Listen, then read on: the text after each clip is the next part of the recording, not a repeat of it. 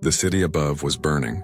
Sirens screamed, glass shattered, and somewhere in the chaos people begged for help that would never come. But down here in the belly of the earth, the only thing louder than my heartbeat was the sound of footsteps, slow, dragging, and not quite human, echoing through the darkness. I was trapped in an abandoned subway tunnel, and the first night of the outbreak was just beginning. If you're new here, don't forget to hit that subscribe button and give this video a like if you're enjoying it so far. It really helps the channel grow. And let me know in the comments where you're watching from. I would love to hear. Have you ever felt the air grow so heavy with fear that even your own breath sounds like a threat? The tunnel was colder than I expected. My hands shook, not just from the chill, but from the memory of what I had seen above. The city had turned into a nightmare in a matter of hours. I had run until my lungs burned, ducking into the subway entrance just as the streets filled with the infected. Now the only light came from my dying phone, its screen flickering like a candle in a storm. I pressed my back against the damp wall, listening. The silence was not complete. Somewhere deeper in the tunnel, I could hear the soft shuffle of feet. Not the hurried steps of survivors, but the slow, uneven drag of something that had forgotten how to be human. My mind raced. I tried to remember the map of the subway, the twists and turns, the exits, but fear made everything blurry.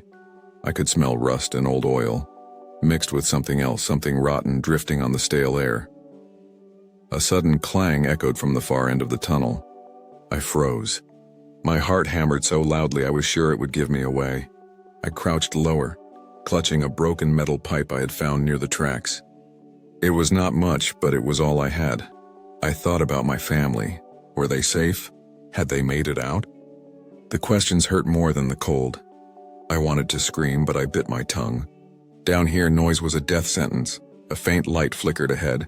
Maybe another survivor, or maybe something worse. I crept forward, every step careful, my shoes scraping softly against the gravel. The tunnel seemed to stretch forever, swallowing the sound of the city above. Suddenly, a voice, hoarse, desperate, echoed from the darkness. "Is someone there?" It was close, too close. I hesitated. Was it a trap? Or was it someone like me just trying to survive? I took a shaky breath and whispered back, "Who are you?" My voice sounded small, almost lost in the vast emptiness. The footsteps stopped. For a moment, there was only silence. Then a shadow moved at the edge of my light. I raised the pipe, ready to fight or run, but before I could decide, something cold and wet brushed against my ankle. I looked down and saw a pale, bloodied hand reaching out from beneath the platform. I stumbled back, heart pounding, as the hand clawed at the air, searching for me. The owner of the voice was not alive. Not anymore. What would you do if you were trapped in the dark with only the dead for company? As I scrambled away, the shuffling footsteps grew louder, and a chorus of guttural moans echoed through the tunnel. I was not alone, and the first night was far from over. Sometimes the darkness hides you. Sometimes it traps you with things you cannot see. I pressed myself into a narrow alcove, barely daring to breathe. The moans grew louder, bouncing off the curved walls, multiplying until it sounded like 100 voices crying out in hunger. My phone's light flickered, then died, plunging me into total blackness. I could hear them now, zombies, their feet dragging, their nails scraping against the concrete. The smell of decay grew stronger, thick and suffocating. I covered my mouth, fighting the urge to gag. I remembered the stories from earlier that day. People said the infection spread fast, that the bitten turned in minutes. I wondered how many of them were down here, lost in the dark, searching for anything alive.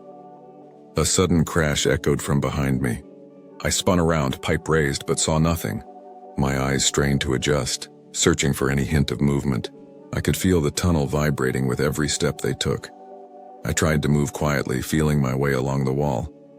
My fingers brushed over old posters, peeling and damp. I found a rusted emergency box, pried it open, and my heart leapt a flare. I struck it, and red light burst into the darkness, painting the tunnel in blood. For a moment I saw them. Dozens of figures, their faces twisted and ruined, eyes empty. They turned toward the light, drawn by the sudden brightness. I realized my mistake too late. They rushed at me, arms outstretched, mouths open in silent screams. I ran, the flare clutched in my hand, its light bouncing wildly off the walls. My breath came in ragged gasps. I could hear them behind me, their footsteps faster now, desperate. I ducked into a side tunnel, slamming the heavy maintenance door behind me. I braced it with my body, feeling the weight of the dead pressing against the other side. The metal groaned, but held. In the red glow, I saw a ladder leading up to a service hatch, my only way out. I scrambled up, my hand slipping on the cold metal. The moans grew frantic, fists pounding on the door below. I reached the hatch and pushed. It was stuck. I shoved harder, panic rising as the door below began to buckle. My arms ached, but I could not stop. With a final desperate push, the hatch gave way and I tumbled into a small, pitch-black room above the tunnel. I lay there gasping, listening as the door below finally gave in and the dead poured into the tunnel. I was safe for now, but as I caught my breath, I heard something else in the darkness above me. A soft shuffling sound.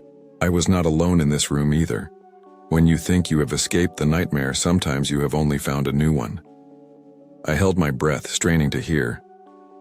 The room was small, filled with the smell of mold and old machinery. My flare was almost out, its light shrinking, shadows growing longer. Something moved in the corner. I gripped my pipe tighter, heart pounding. "Who is there?" I whispered, my voice trembling. A figure shifted, then spoke, a woman's voice, weak but alive.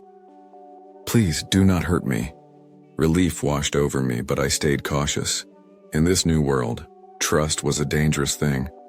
I edged closer, keeping my distance. She was huddled against the wall, her clothes torn, face streaked with dirt and fear. "Are you bitten?"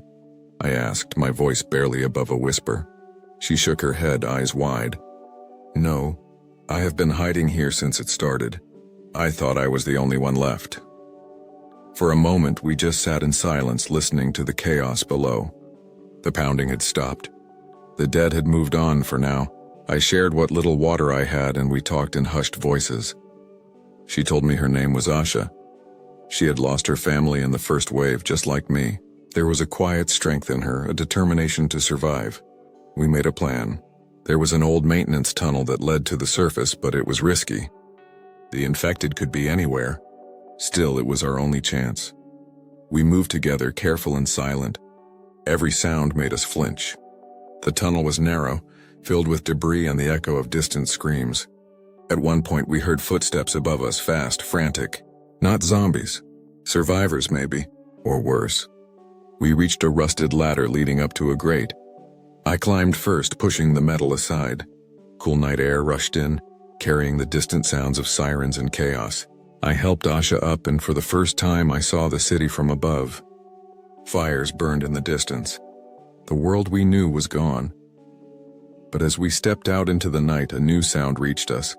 The low, guttural growl of something waiting in the shadows. Not human, not quite dead. We froze, staring into the darkness as glowing eyes blinked back at us. The first night was over, but the real nightmare was just beginning.